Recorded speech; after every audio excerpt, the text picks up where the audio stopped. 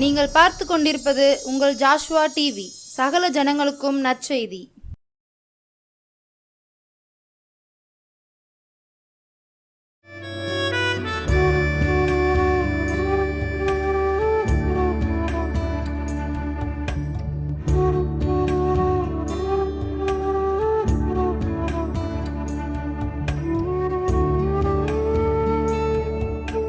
கிறிஸ்துவுக்குள் மிகவும் பிரியமானவர்களே, உங்களை மீண்டுமாக சந்திப்பதில் மிகுந்த சந்தோஷம் அடைகிறேன். அடுத்ததாக இந்த தருணத்தை தந்த கர்த்தாதி கர்த்தருக்கும் இந்த ஜோஸ்வா டிவி நிறுவனத்தாருக்கும் எனது நன்றியை தெரிவித்துக் கொள்கிறேன். நாம் விசேஷித்தவர்கள் அப்படிங்கிற ஊழியத்தின் மூலமாக தலைப்பின் மூலமாக நான் இப்போது சிருஷ்டிகரின் சிருஷ்டிப்புகள் அப்படிங்கிற தலைப்பில் நான் இப்போ ஒரு சில வசனங்களை தியானிக்க இருக்கிறோம். நம்ம கேட்போம். இப்போ ஆதியாகமத்திலேருந்து இப்போ இதில் பைபிளில் பழைய ஏற்பாடு புதிய ஏற்பாடு அப்படின்னு 2 ஏற்பாடுகள் இருக்கிறது. அதில் பழைய ஏற்பாடில் 39 ஆகமங்கள், புதிய ஏற்பாடில் 27 ஆகமங்கள். இது அனைத்தும் எப்படி வந்ததுன்னா மூல பாஷையான எபிரேயு கிரேக்கு பாஷையில் இது பாஷையிலேருந்து தமிழில் மொழிபெயர்க்கப்பட்டது. இப்போ இதிலேருந்து நான் ஆதியாகமத்திலேருந்து தான் சிருஷ்டிகரின் சிருஷ்டிகர் படைப்பாளர் அவர் எப்படி நம்மளுக்கு இந்த உலகத்தை படைத்தார், உலகத்தில் என்னென்ன ஜீவராசிகளை படைத்தார், மனுஷனை எப்படி படைத்தார் அப்படிங்கிறத பற்றி தான் நம்ம இந்த இதில் பார்க்க போகிறோம். இதில் பார்த்தீங்க அப்படின்னா இது எப்படி சிருஷ்டிகர்த்தா எப்படி படைத்தார், எதற்காக படைத்தார் அப்படிங்கிறது. இப்போ ஆதியிலே தேவன் வானத்தையும் பூமியை சிருஷ்டித்தார் அப்படின்னு இருக்குது ஆதியாகமம் 1ஆம் அதிகாரம் 1ஆம் வசனத்தில்.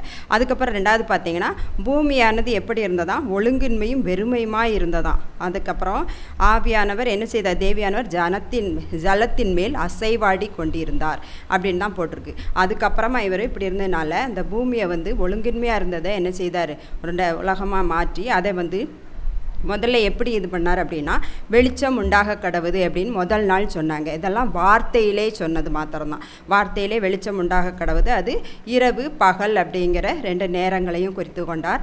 அதை எப்படி வார்த்தையினாலே சொன்னார். சொல்ல அது என்னாச்சுது அப்படின்னா அவர் கட்டளையிட உடனே அது என்னாச்சுது, உருவாயிற்று. அதுக்கப்புறம் 2ஆம் நாள் என்னாச்சு அப்படின்னா ஆகாய விரிவு வானத்தையும் படைத்தார், வானத்தையும் பூமியையும் படைத்தார். அதில் வானம் அப்படிங்கிறது எப்படின்னா இதில் வானத்தில் படைத்தார். வெட்டாந்தரையாக இருந்தது பூமி, ஜலத்திற்கு சமுத்திரம் அப்படின்னும் பெயரிட்டார். அவர் எதையெல்லாம் சொல்லி படைப்பு வல்லமையாக படைக்கணும்னு சொல்லிட்டு வார்த்தையால் சொன்னாங்களோ அது ஃபுல்லாகவே என்ன செய்தது, நிறைவேறினது. 3ஆம் நாள் என்னென்னா மரம் செடி கொடிகளை படைத்தாங்க.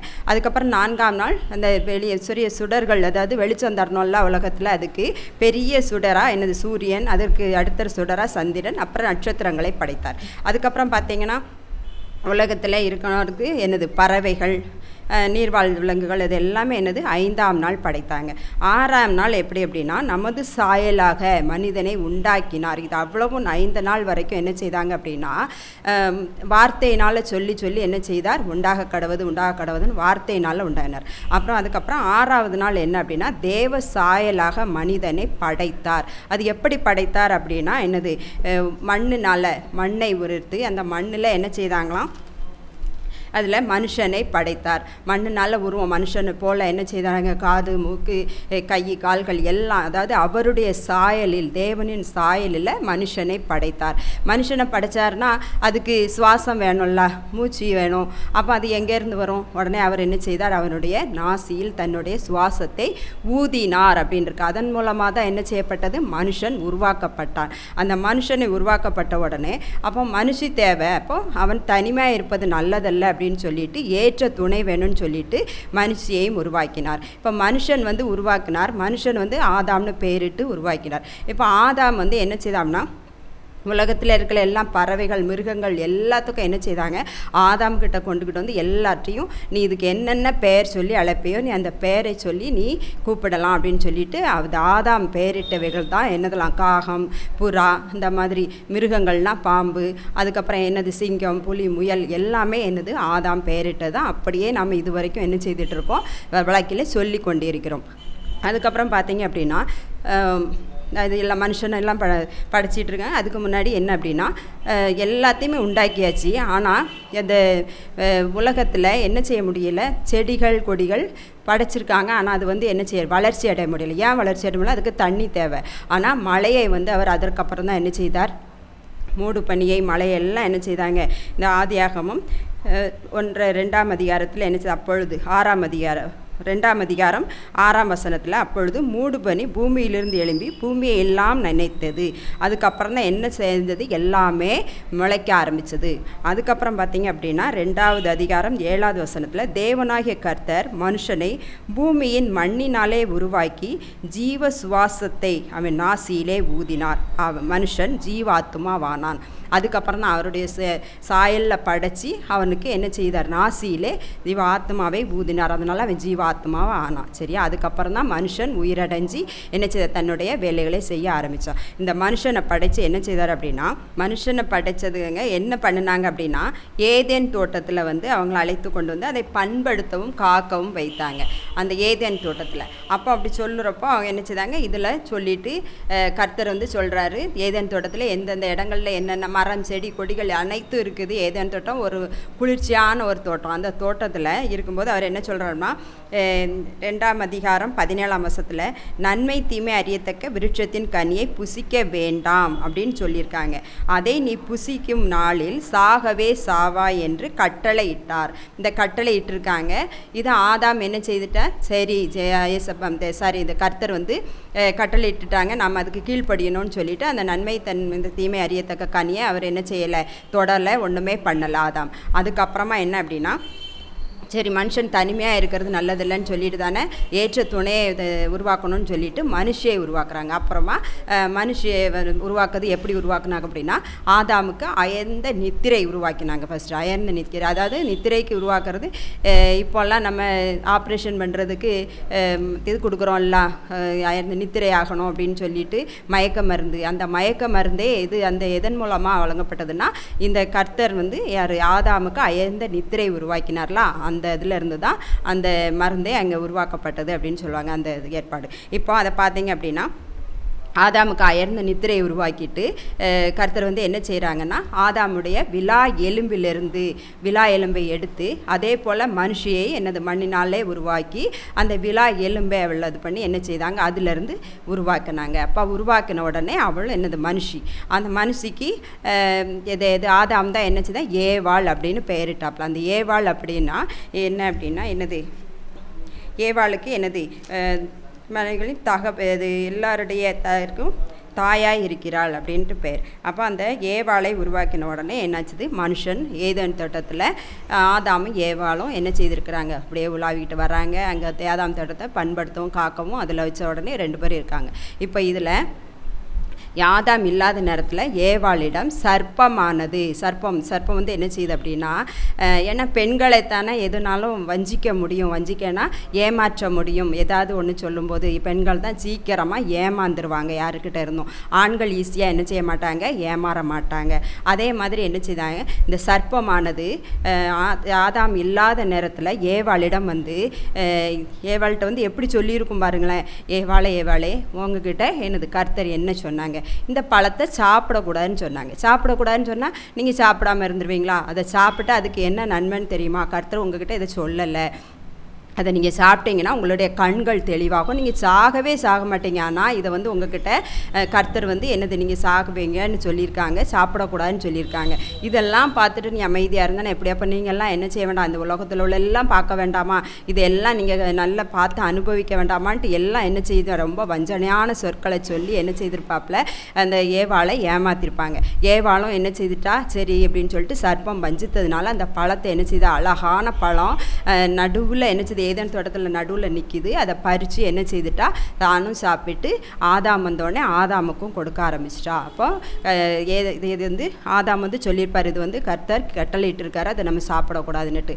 அதே பெண்கள் தான் ஏதாவது ஒரு வயசத்தில் எதையாவது ஒன்று சொல்லி ஆண்களை மாற்றிடுவாங்களே, சர்ப்பம் ஏமாத்தின மாதிரி என்ன செய்துட்டா ஆதாமையும் ஏவாள் வஞ்சித்து அவனையும் சாப்பிட வச்சாச்சு. சாப்பிட வச்ச உடனே இவங்க 2 பேர்த்துக்கு என்ன ஆயிற்று, கண்கள் தெளிவாயிற்றுன உடனே என்ன செய்தாங்க, தான் நிர்வாணியாக இருக்கிறோன்னு தெரிஞ்சுக்கிட்டு என்ன செய்தாங்க, அங்கே இருக்கிற இலைகளை எடுத்து தங்களுக்கு ட்ரெஸ்ஸாக போட்டுக்கிட்டதுக்கப்புறம் அந்த நேரத்தில் சாயங்கால நேரம் இப்போ இது வருது பாருங்கள், ஆதியாகமம் 3 அதிகாரம் 8 வசனத்தில் பகலில் குளிர்ச்சியான வேளையிலே தோட்டத்தில் உலாவுகிற தேவனாகிய கர்த்தருடைய சத்தத்தை அவர்கள் கேட்டார்கள்.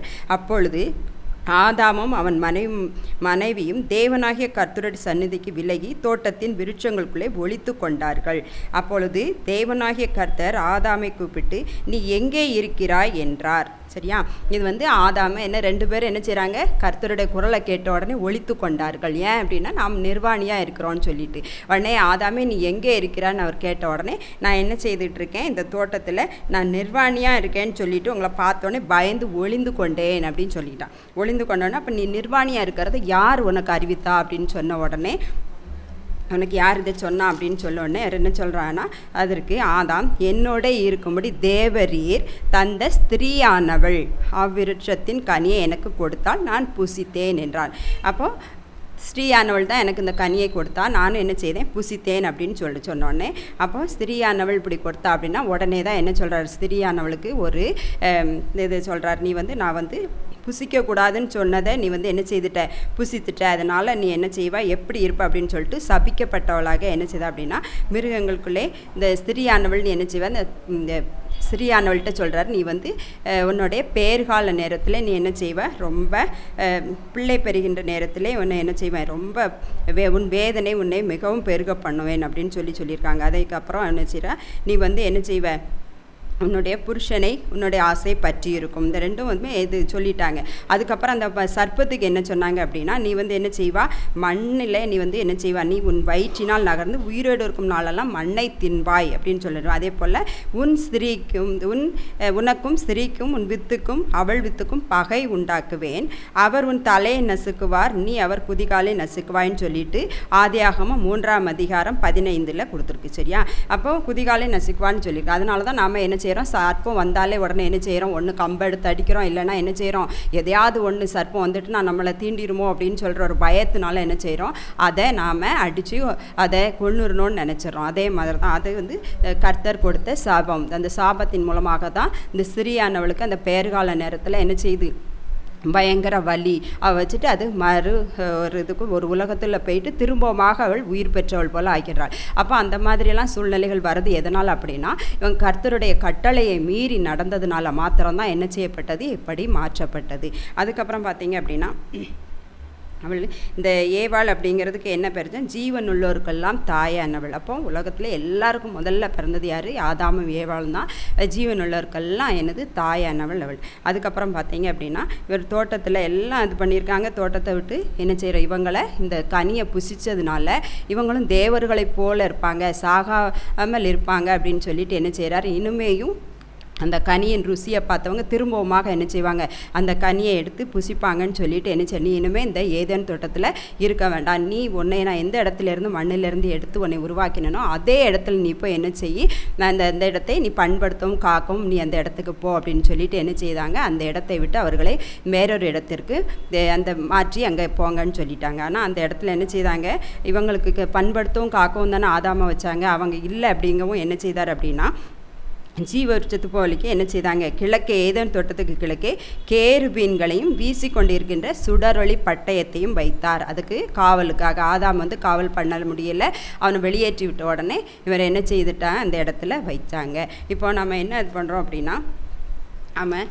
விசேஷித்தவர்கள், நாம் விசேஷித்தவர்கள் அப்படின்னுக்கோம். அப்போ இவ்வளோ தூரம் நம்மளுக்கு உலகத்தை படைத்து நம்மளுக்கு தேவையான எல்லாத்தையும் கர்த்தர் நம்ம கருத்தில் கொடுத்து நீங்கள் இதை ஆண்டு கொள்ளுங்கள்னு சொல்லி ஆதாமை ஏவாளையும் படைத்து அதன் மூலமாக தான் நம்மளை என்ன செய்தாங்க, ஒவ்வொரு சந்ததியாக உலகத்தில் மனுஷர்கள் உருவானாங்க. அப்போ நம்ம இது விசேஷித்தவர்கள் தானே, கர்த்தருடைய கரத்தினால் நாம் உருவாக்கப்பட்ட நாம் வெளியேற பெற்றவர்கள், விசேஷித்தவர்கள். அப்போ நாம் கர்த்தருடைய கரத்திலிருந்து வாங்கின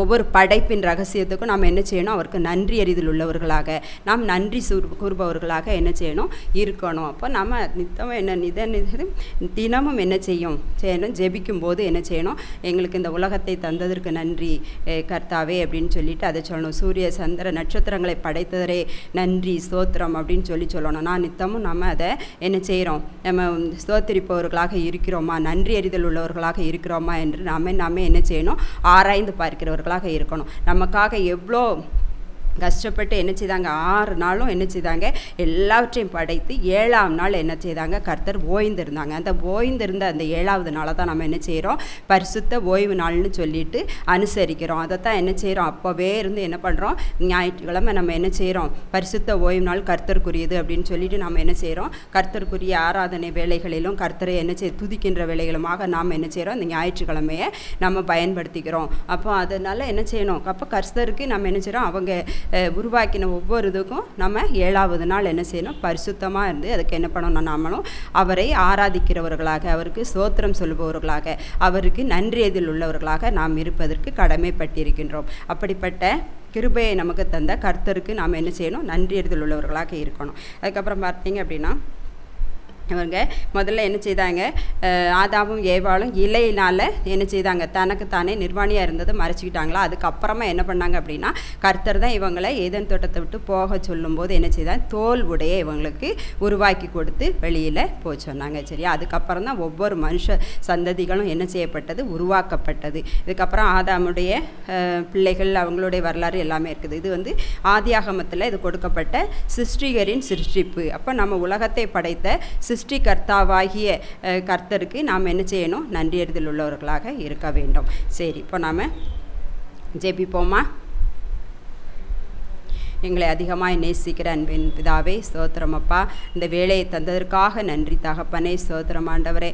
எங்களுக்கு ஆண்டவரே அப்பா, ஒவ்வொரு நாளும் அப்பா எங்களுக்கு நீர் படைத்தீர், சிருஷ்டிகர்த்தாவாக இருந்து எங்களுக்கு இந்த உலகத்தை படைத்து எங்களை நீர் ஆண்டு கொள்ளுங்கள் என்று சொல்லியப்பா மூதாதையராக இருந்த ஆதாம் ஏவாளை உருவாக்கினீரே.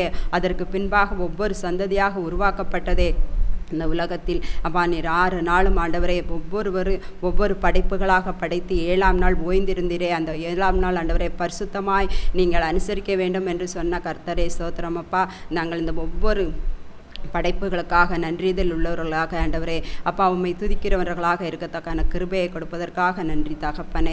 அப்பா நாங்கள் ஒவ்வொருவரும் ஆண்டவரே அப்பா உம்முடைய சிருஷ்டிகர்த்தாவை உம்முடைய கரத்தில் இருந்து ஆண்டவரே ஒவ்வொரு படைப்புகளின் ரகசியங்களையும் நாங்கள் கற்றுக்கொண்டவர்களாக அதை நாங்கள் அனுதினமும் ஆண்டவரே அதை அனுசரித்து அதை நாங்கள் அப்பா உமக்கு நன்றியை சொல்லுகிறவர்களாக இருக்கத்தக்கான கிருபையை கொடுத்ததற்காக நன்றி அப்பா.